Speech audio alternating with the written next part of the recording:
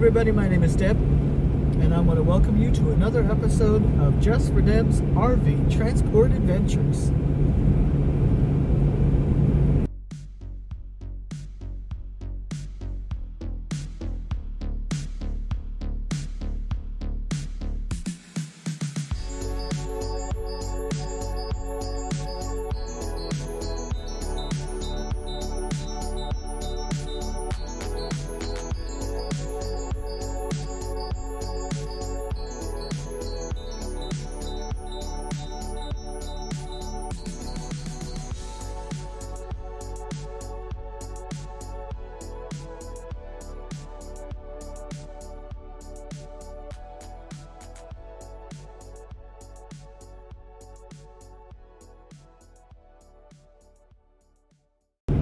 Okay, people, I have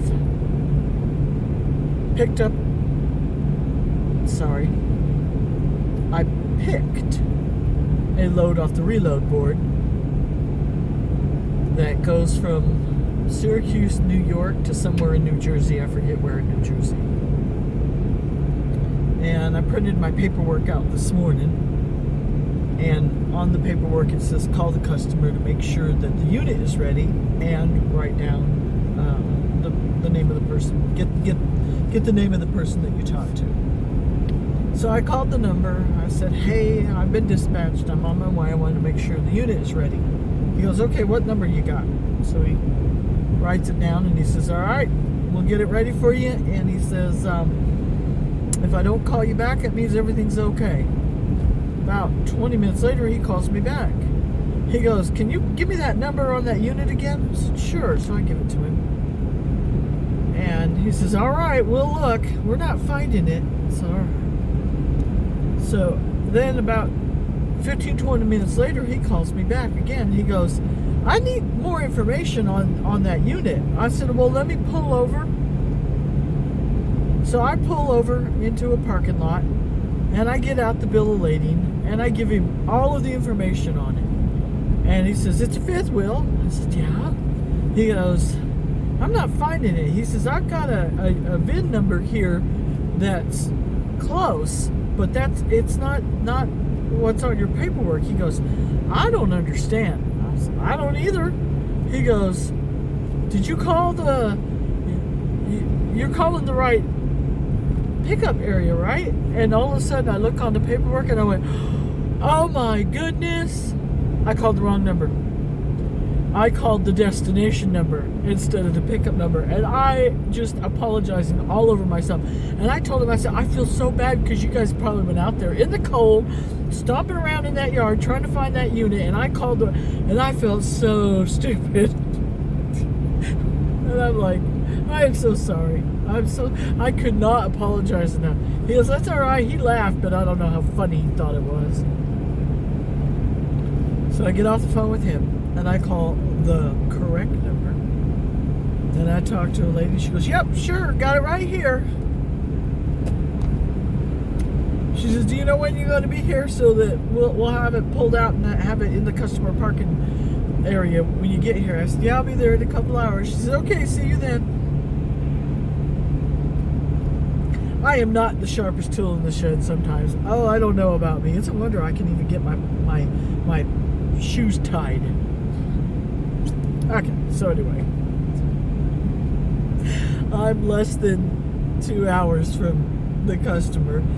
I'm avoiding tolls, so I'm on country roads, which, like I said, are looking really good. And I'm enjoying the scenery. That's the other reason I avoid the toll roads. You get on the country roads, and it's really nice to do that.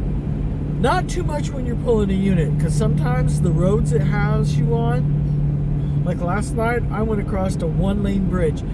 Not that it would have been a problem with if I was towing a unit, but some of the roads that you're on when you're avoiding tolls,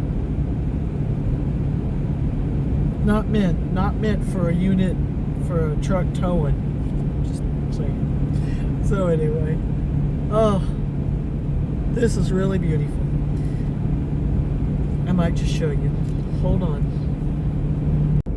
I think it's also worth mentioning that while I do have a four-wheel drive truck, I do not drive around in bad weather in four-wheel drive because it gives me a false sense of security. I like to keep it in two-wheel drive, that way I can feel more when the roads are slick and when I'm having difficulty stopping or taking off. And so four-wheel drive is for emergencies only, and we're not in an emergency yet. Yeah, it's slick. I just saw a pickup truck in front of me kind of go squirrely sideways when he was making a right-hand turn on the intersection, so it's slick.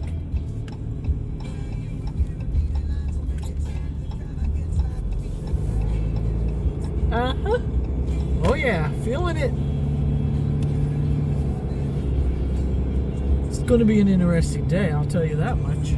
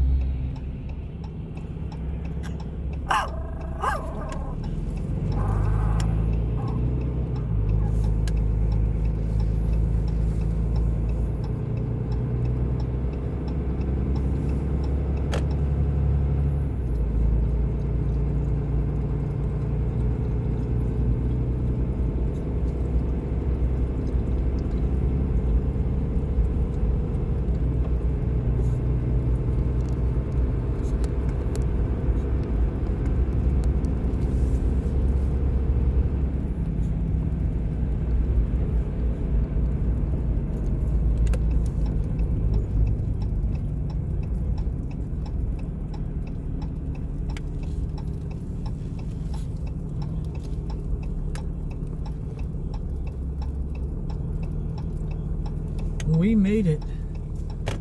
Oh my goodness. So why didn't you guys tell me I'd been here before?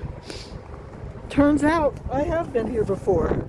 I delivered here once, which I should have known because when I walked in, the place looked real familiar. And I'm like, this looks like a place I've been before. Duh. So, I got myself a cute little fifth wheel. Can you see it okay? I can't see nothing. I'm frozen.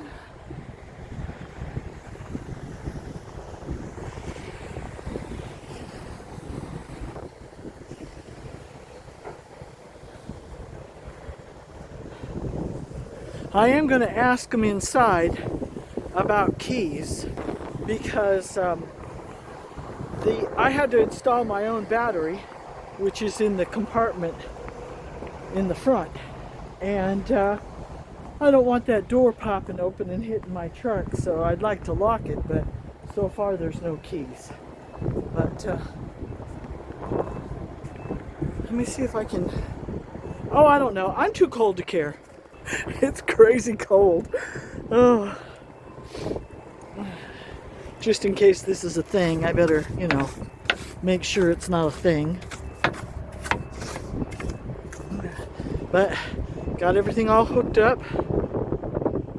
I guess I should show you. I don't get to show you the hookup of a fifth wheel very often, so hold on. The light cord is plugged in down there, in there. Breakaway cable is attached. I have the pin onto the handle so that it can't get jarred loose, and I always check to make sure that the jaws, that the jaws are locked around the pin really good. Hold on, let me see if I can zoom in. Can you see it? I can't see nothing. Anyway, hope you guys can see it. And of course, like I mentioned, the battery is inside here, and I want to lock that compartment in case those latches decide not to latch. And of course the controls for the landing gear are inside this compartment here. So that's it. I'm going to go in and see about the keys and of course my paperwork, and it's clear for now, so it's hard saying what the weather's going to do. Alrighty folks, we are ready to go. They won't give me the keys. They've got the unit locked up. I guess the keys are in the fridge and they won't give me the keys. But they did have somebody come out with a universal key for the universal lock, and they went ahead and they locked that battery compartment. And so I'm kind of like, I sure hope they have a key to unlock it at destination, because my battery's in there. I'm sure they do. I'm debating what roads to travel, because primary roads during bad weather are the first ones to get plowed, and then secondary. But right now the weather looks great. Apparently just wait 5 minutes and that'll change. So on down the road I go. Morning everybody from New Jersey. Somewhere New Jersey. Lakewood? Anyway. I'm here at the customer. I showed up at 8 a.m. because I can. And some dude in a pickup truck with a plow on the front, he's clearing the parking lot, spreading salt. And one of the employee comes up and he goes, you here for delivery? Yeah.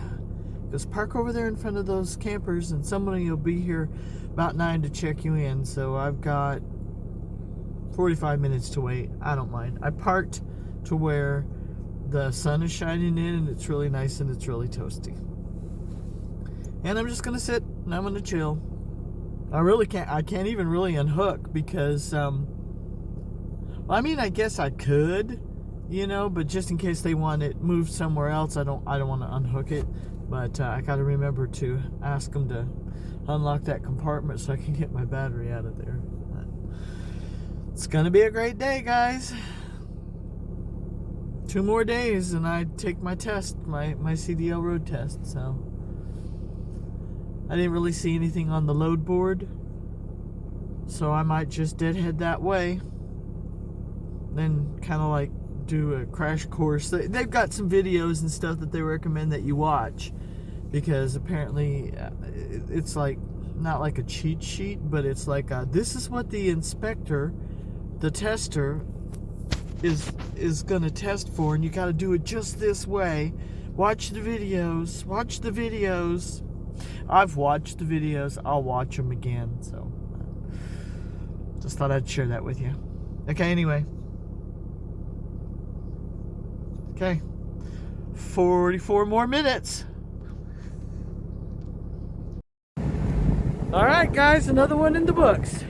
The guy had to get some WD-40 with a straw to unlock the lock so I could get my battery out, but I got my battery. We are unhooked, and I didn't see anything on the load board, so I'm going to deadhead to Kentucky and get ready for my CDL test. I want to thank you guys very much for watching, and just remember guys, it's all about the perspective, right?